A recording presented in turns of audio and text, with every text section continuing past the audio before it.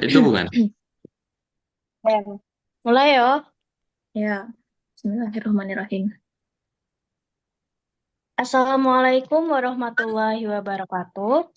Perkenalkan, Waalaikumsalam. nama saya Fatima Azura sebagai moderator dari kelompok 5. Di sini ada rekan-rekan saya, yaitu ada Syahida Fatana Alivia, Rizka Dea Aprilina, Merlin Telenggen, dan Muhammad Nabil. Nah, kami di sini akan mempresentasikan hasil dari diskusi kami, yaitu manajemen persediaan dan manajemen piutang. Dengan dosen pengampu Ibu Indah Oktari Wijayanti, SE MSI AKT.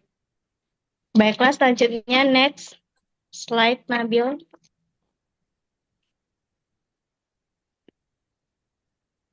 Bil.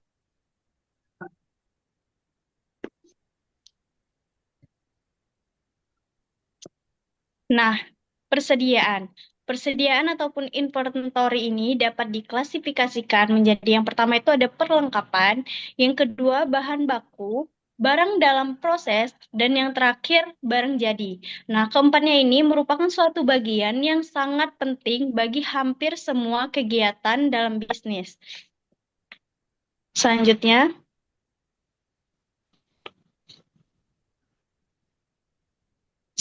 yaitu ada manajemen persediaan. Manajemen persediaan adalah proses perencanaan, pengendalian, dan pengawasan terhadap berbagai jenis barang atau bahan yang dimiliki oleh perusahaan ataupun suatu organisasi untuk mendukung suatu operasi bisnis. Tujuan utama dari manajemen persediaan ini adalah memastikan bahwa barang yang akan diperlukan untuk nantinya itu selalu tersedia dalam jumlah yang tepat, yang artinya tidak kekurangan ataupun kelebihan, sehingga pada waktu yang tepat dan biaya yang juga efisien. Selanjutnya, kita perlu memperkirakan penjualan sebelum menetapkan beberapa jumlah persediaan yang ditargetkan. Pengelolaan persediaan merupakan suatu tugas yang sulit. Nah, kemungkinan kesalahan dan menetapkan tingkat persediaan yang dengan cepat dapat menyebabkan kehilangan penjualan ataupun sebaliknya, yang dapat mengakibatkan biaya pemahaman yang berlebihan, menyebabkan pengelolaan persediaan di samping sulit juga penting. Selanjutnya,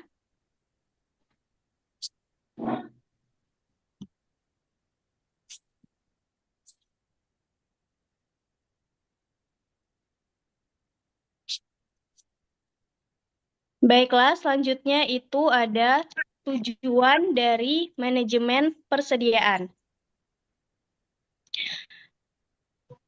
Nah, tujuan dari manajemen persediaan yang pertama itu ada memastikan ketersediaan barang saat dibutuhkan. Yang artinya memastikan bahwa barang ataupun bahan yang dibutuhkan untuk proses produksi, distribusi, ataupun penjualan selalu tersedia dengan jumlah yang tepat. Ini mencakup barang baku, barang jadi, dan barang-barang pendukung lainnya.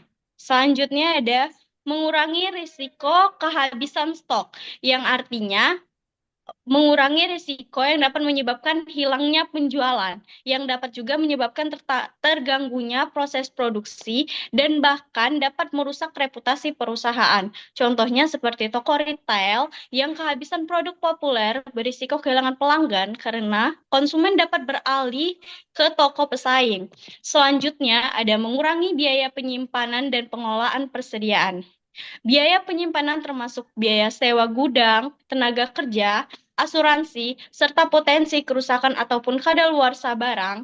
Manajemen persediaan yang efektif berusaha berfokus pada pengendalian jumlah barang yang disimpan, sehingga tidak ada persediaan yang overstock. Yang keempat itu ada mengoptimalkan investasi dalam persediaan. Persediaan merupakan investasi yang memerlukan dana besar. Terlalu banyak modal yang terikat dalam persediaan bisa mengurangi fleksibilitas finansial perusahaan. Nah, karena itu, manajemen persediaan ini bertujuan untuk menjaga keseimbangan antara memiliki cukup stok untuk memenuhi permintaan. Selanjutnya ada meningkatkan efisiensi operasional. Pengelolaan persediaan yang baik membantu meningkatkan efisiensi operasional dengan memastikan barang selalu tersedia saat dibutuhkan dan tidak terlalu banyak barang yang disimpan. Contohnya, dengan sistem manajemen persediaan otomatis, perusahaan dapat merespons peningkatan permintaan secara real time tanpa perlu menghentikan operasi untuk melakukan pemesanan mendadak. Yang keenam ada meminimalkan resiko kerusakan dan kadaluarsa. Produk yang disimpan terlalu lama ini sangat beresiko untuk mengalami kerusakan, penurunan kualitas, ataupun bahkan sampai kadaluarsa. Nah, karena itu manajemen harus melakukan pemantauan tanggal kadaluarsa dan kualitas barang selama penyimpanan untuk menghindari adanya pemborosan. Seperti contohnya di Alfamart, Indomaret, itu karyawan rutin untuk mengecek tanggal expired dari produk untuk meminimalkan resiko tersebut. Yang ketujuh adalah memastikan kepuasan pelanggan, memastikan produk selalu tersedia sebagai kebutuhan konsumen. Ini adalah merupakan bagian dari tujuan utama manajemen persediaan. Contohnya dalam suatu e-commerce, pengelolaan persediaan yang baik, memastikan pengiriman tepat waktu, dan meningkatkan pengalaman yang baik untuk pelanggan. Yang kedelapan, mendukung perencanaan dan pengembalian keputusan. Informasi tentang persediaan memberikan wawasan penting untuk perencanaan produksi, strategi pemasaran, dan pengembangan produk baru. Dengan memantau persediaan secara real-time, manajemen dapat mengambil keputusan yang lebih cepat, efisien, dan tentu pasti akan lebih baik mengenai kapan harus memesan ulang, mengurangi stok, ataupun meningkatkan produksi. Yang kesembilan yaitu meminimalkan gangguan produksi.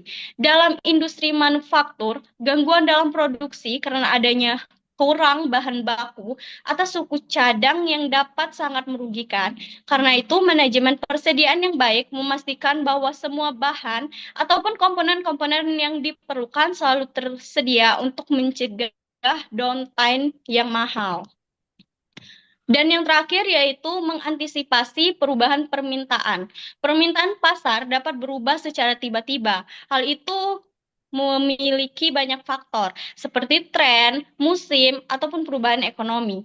Nah, manajemen persediaan ini membantu perusahaan beradaptasi dengan cepat terhadap perubahan ini, memastikan bahwa mereka dapat memenuhi peningkatan permintaan atau mengurangi produksi saat permintaan menurun. Contohnya seperti pakaian musim dingin biasanya memiliki permintaan musiman dan perusahaan perlu memastikan stok yang cukup untuk menjelang musimnya. Baiklah, next slide.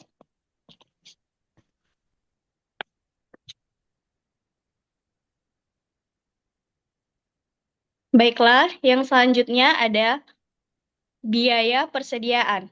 Tujuan ganda dari pengelolaan persediaan adalah yang pertama, itu untuk memastikan persediaan yang dibutuhkan guna menyokong operasi tersedia, tetapi menekan biaya pemesanan dan menyimpan persediaan ke tingkat yang rendah. Menyimpan persediaan itu cukup mahal biayanya. Karena itu, selalu ada tekanan untuk mengurangi bagian dari strategi pengurangan biaya perusahaan secara keseluruhan. Yang selanjutnya ada sistem pengendalian persediaan. Nah, sistem pengendalian persediaan ini adalah pengelolaan persediaan yang memerlukan pembentukan suatu sistem pengendalian persediaan.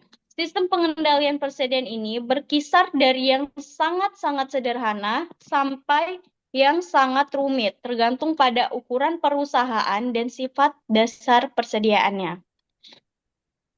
Nah, baiklah, selanjutnya penjelasan akan dilanjutkan oleh Muhammad Nabil Latari. Muhammad Nabil, dipersilakan. Baiklah, terima kasih kepada Fatimah. Di sini saya akan menjelaskan tentang prosedur pengendalian. Itu terdapat dua prosedur. Yang pertama dengan menggunakan metode garis merah atau red line method. yaitu suatu prosedur pengendalian persediaan, yang mana suatu garis merah digambar di sekeliling bagian dalam peti atau kotak tempat menyimpan persediaan untuk menandai titik pemesanan ulang. Metode ini merupakan prosedur pengendalian yang sederhana. Kemudian yang kedua ada metode dua peti, yaitu merupakan suatu prosedur pengendalian persediaan di mana titik pemesanan ulang dicapai manakala salah satu dari dua peti penyimpanan persediaan tersebut kosong. Prosedur ini cocok untuk barang-barang suku cadang seperti sekrup dalam proses pabrikasi dan untuk berbagai barang dalam bisnis eceran. Kemudian selanjutnya ada sistem terkomputerisasi. Sistem pengendalian persediaan terkomputerisasi atau Computerized Inventory Control System merupakan suatu sistem pengendalian persediaan dengan menggunakan komputer untuk menentukan titik pemesanan ulang dan untuk menyesuaikan saldo persediaan. Komputer mulai dengan perhitungan persediaan di dalam memori. Pada saat pengambilan dilakukan, hal itu dicatat oleh komputer dan saldo persediaan direvisi. Bila titik pemesanan ulang dicapai, komputer secara otomatis melakukan pemesanan, dan bila pesanan itu diterima, saldo yang dicatat akan bertambah. Kemudian ada sistem tepat waktu. Sistem tepat waktu atau just in time adalah suatu sistem pengendalian persediaan di mana produsen mengkoordinasikan produksinya dengan pemasok, sehingga bahan baku atau komponen-komponen tiba persis pada saat dibutuhkan dalam proses produksi. Keberhasilan implementasi just in time ini sangat bergantung pada kemampuan perusahaan untuk menjaga hubungan baik dengan pemasok, mengelola proses produksi dengan efisien, dan meminimalkan gangguan dalam rantai pasokan. Bagi perusahaan yang dapat menerapkannya dengan baik, just in time ini menawarkan peningkatan efisiensi operasional dan fleksibilitas yang signifikan dalam memenuhi permintaan pasar.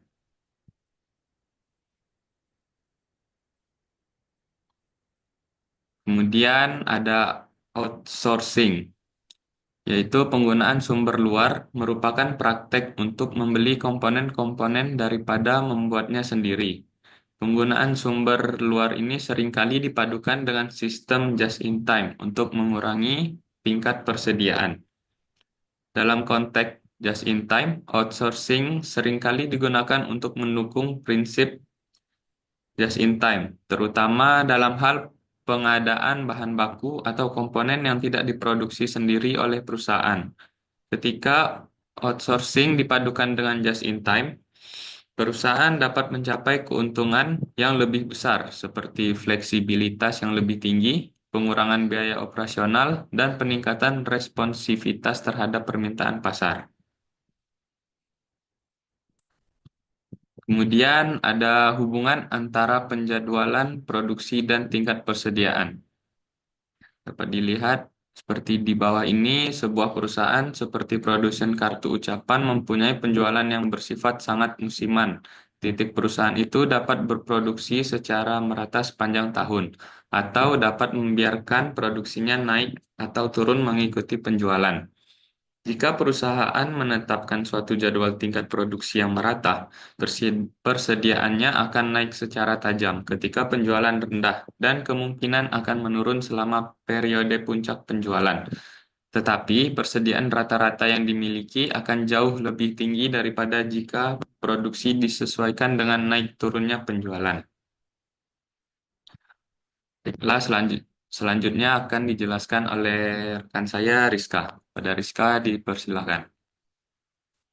Baiklah, terima kasih Nabil. Selanjutnya, saya langsung saja menjelaskan apa itu terkait piutang. Perusahaan secara umum akan lebih suka menjual tunai daripada kredit.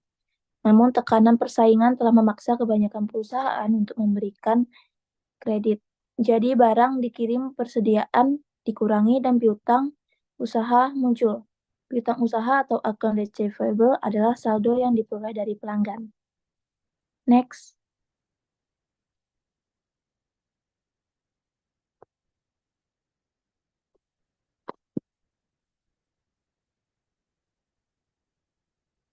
Piutang dalam manajemen piutang dimulai dengan keputusan apakah akan memberikan kredit atau tidak. Ada beberapa cara-cara piutang perusahaan dibentuk dan beberapa cara alternatif untuk memantau piutang. Suatu sistem pemantauan penting karena tanpa pemantauan, piutang akan menumpuk menjadi suatu tingkat yang berlebihan. Arus kas akan menurun, dan piutang tak tertagih akan menutupi laba dari penjualan. Tindakan koreksi seringkali dibutuhkan dan satu-satunya cara untuk mengetahui apakah situasinya menjadi tak terkendali adalah menetapkan dan mengikuti sistem pengendalian piutang yang baik. Next.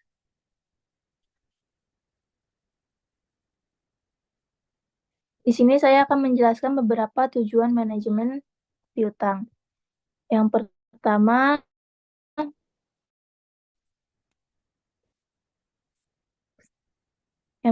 yaitu memastikan penerimaan kas yang tepat waktu.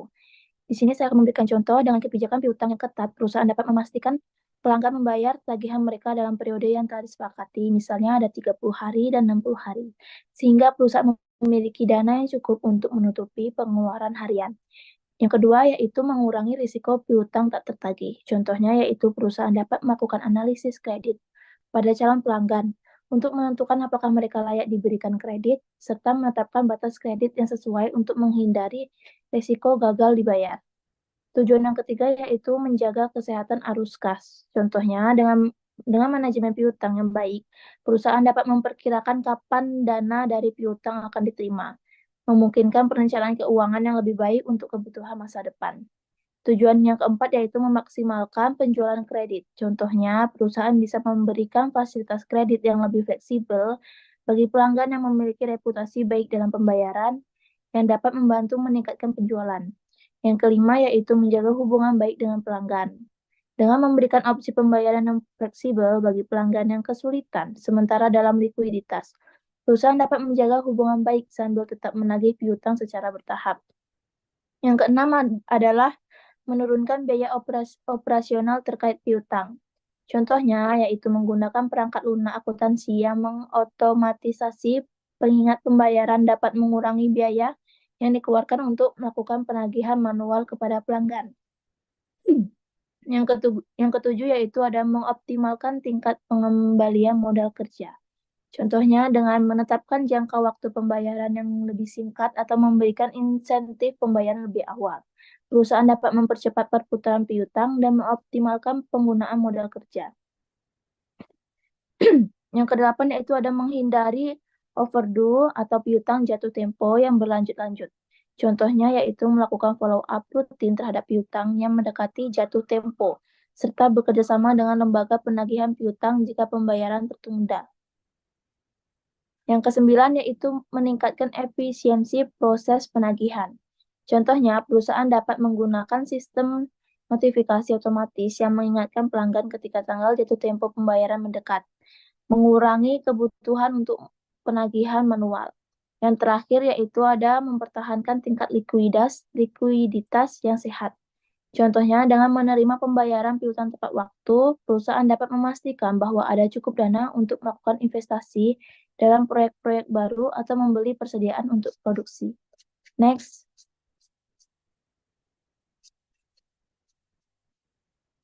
Selanjutnya akan dijelaskan oleh teman saya, Syahidah. Oke, baik. Terima kasih, Rizka. Saya lanjutkan. Berikutnya yaitu adalah akumulasi piutang usaha. Nah, jumlah piutang usaha yang beredar pada suatu waktu tertentu ditentukan oleh dua faktor. Yang pertama itu volume penjualan kredit, yang kedua itu jangka waktu rata-rata antara penjualan dan penagihan. Nah, piutang usaha ini tergantung pada tingkat penjualan maupun periode penagihan. Setiap kenaikan dalam piutang usaha harus dibiayai dengan suatu cara, tetapi keseluruhan piutang usaha itu tidak perlu dibiayai karena bagian laba bukan merupakan pengeluaran kas. Next. Selanjutnya itu ada memantau posisi piutang usaha. Nah, jika penjualannya tunai, laba benar-benar dihasilkan. Tetapi jika penjualannya kredit, laba tidak benar-benar dihasilkan, kecuali kalau dan hingga piutang itu dapat ditagih. Nah, perusahaan-perusahaan sudah umum diketahui melakukan praktik mendorong penjualan kepada pelanggan yang paling lemah untuk tujuan pelaporan laba yang tinggi. Titik ini dapat memperbesar harga saham perusahaan setidaknya sampai kerugian kredit mulai menurunkan laba dan pada saat itulah harga saham akan turun. Nah, berikutlah analisis yang dikemukakan dalam bagian-bagian yang akan mendeteksi praktik yang menyimpang tersebut termasuk penurunan yang tidak disadari dalam mutu piutang usaha. Next. Selanjutnya ada jangka waktu penagihan. Jangka waktu penagihan atau Day Sales Outstanding atau DSO, yaitu lamanya waktu rata-rata yang diperlukan untuk menagih penjualan kredit. Ada pula untuk mencari jangka waktu penagihan ini, yaitu dengan cara piutang dibagi dengan penjualan harian. Next. Next, Nabil. Selanjutnya ada schedule umur piutang. Nah, schedule umur piutang atau aging schedule ini adalah suatu laporan yang menunjukkan berapa lama piutang usaha itu telah beredar. Nah, schedule umur tak dapat disusun dari jenis data istisar yang dilaporkan dalam laporan keuangan. Schedule tersebut harus dikembangkan dari buku tambahan piutang usaha titik, tetapi perusahaan yang telah maju umumnya mengkomputerisasikan catatan piutang usaha mereka sehingga mudah untuk menentukan umur dari setiap faktur dan untuk menyortir secara elektronik di setiap kategori umur sehingga menghasilkan suatu schedule umur. Next. Selanjutnya ada manajemen piutang. Manajemen harus secara teratur memantau jangka waktu penagihan dan schedule umur piutang perusahaan untuk mengetahui trennya. Untuk mengetahui bagaimana penagihan dalam kaitan dengan syarat kreditnya dan untuk mengetahui sejauh mana keefektifan Departemen Kredit dalam menjalankan tugasnya dibandingkan dengan perusahaan lain dalam industri sejenis. Nah, bila DSO makin panjang atau jika schedule umur piutang itu memperlihatkan pertambahan persentase piutang yang telah lewat tempo, maka kebijakan penjualan kredit mungkin perlu diperketat. Selanjutnya,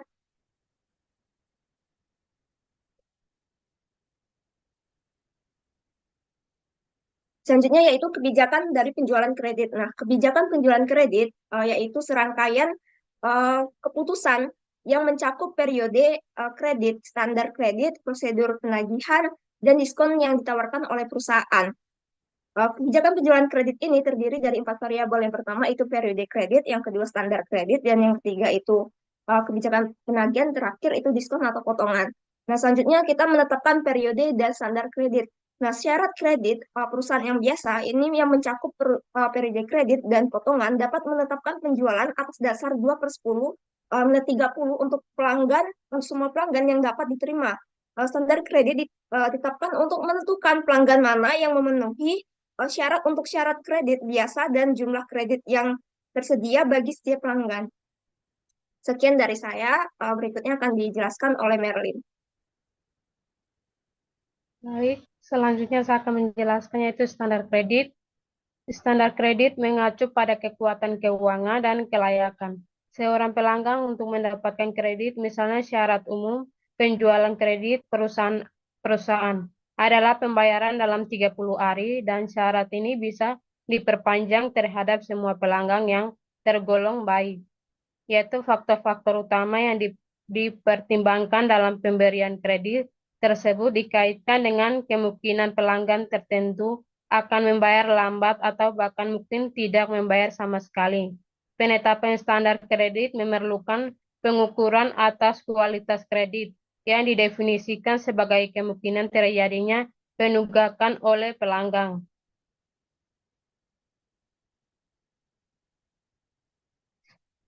Selanjutnya, penetapan kebijakan penagihan, yaitu kebijakan penagihan mengacu pada prosedur-prosedur yang digunakan untuk menagih piutang yang lewat tempo, misalnya surat tagihan bisa dikirimkan kepada setiap pelanggan yang menunggangkan 10 hari.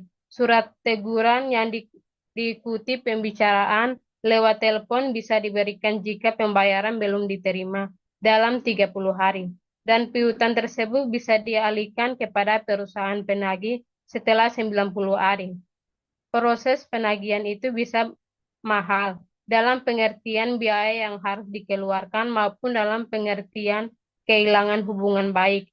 Pelanggan tidak senang utangnya dialihkan ke perusahaan penagih.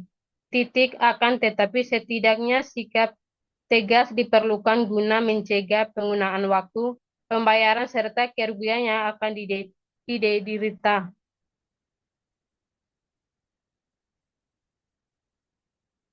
Yaitu selanjutnya potongan tunai.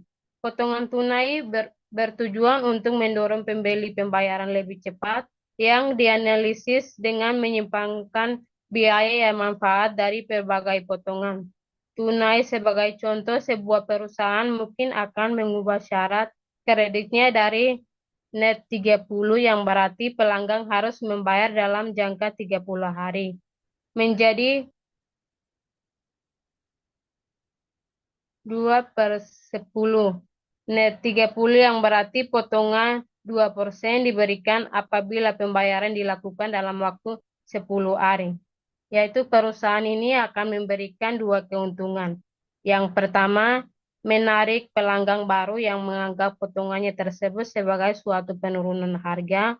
Yang kedua, mengakibatkan jangka waktu penagihan akan diperpendek karena sebagian pelanggan lama akan membayar lebih cepat guna mendapatkan potongan.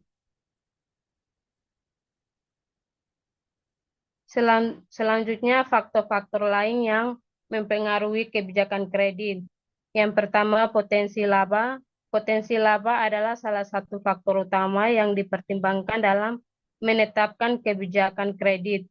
Dalam hal ini, perusahaan perlu mengevaluasi apakah pemberian kredit akan berdampak positif pada laba perusahaan atau justru sebaliknya.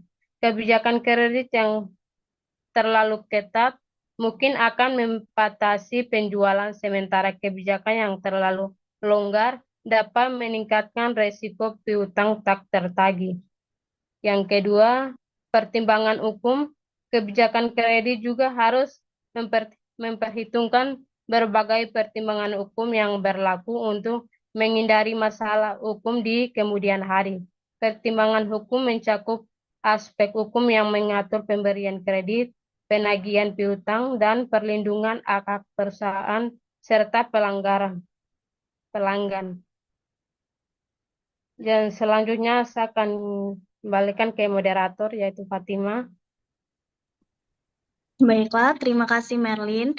Jadi presentasi kami ini menunjukkan bahwa manajemen persediaan dan piutang ini memegang peranan kunci dalam menjaga keseimbangan operasional dan finansial perusahaan, karena keduanya berpengaruh langsung pada efisiensi operasional dan likuiditas, serta profitabilitas perusahaan. Secara keseluruhan, manajemen persediaan dan piutang ini sangat berperan penting dalam menjaga keseimbangan antara persediaan dan piutang yang lebih baik untuk menciptakan fondasi yang kuat bagi perusahaan untuk beroperasi dengan efisien, mengurangi risiko keuangan, dan memaksimalkan profitabilitas. Nah, sekian presentasi dari kami. Mungkin hanya itu saja yang dapat kami sampaikan. Kami mohon maaf apabila ada salah dan ada kurang. Kalian yang menonton video ini bisa meninggalkan kritik, saran, ataupun berupa pertanyaan di kolom komentar sehingga kami dapat menjawab saran, kritik, maupun pertanyaan dari kalian. Sekian, saya akhiri presentasi dari kelompok 5 ini. Saya ucapkan terima kasih. Assalamualaikum warahmatullahi wabarakatuh.